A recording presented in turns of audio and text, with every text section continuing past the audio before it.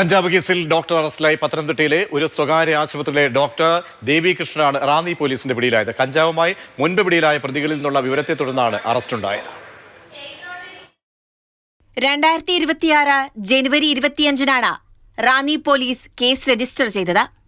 180 gram hybrid അടക്കം 2 kilo കഞ്ചാവ് പിടിച്ച കേസിലാണ് ഡോക്ടർ ദേവി കൃഷ്ണന്റെ അറസ്റ്റ്. ഇയാൾ സ്ഥിരമായി കഞ്ചാവ് ഉപയോഗിക്കുന്ന ആളാണ്. കേരളത്തിലേക്ക് മുൻപ് കഞ്ചാവ് എത്തിക്കുന്നതിന് പണം മുടക്കിയിട്ടുമുണ്ട്.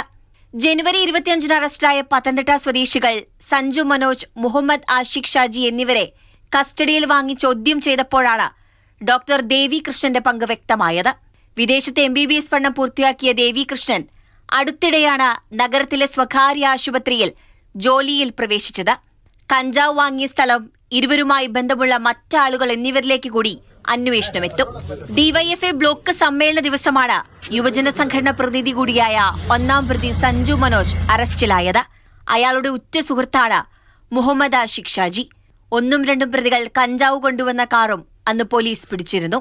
മാതൃഭൂമി ന്യൂസ്, പത്തനംതിട്ട.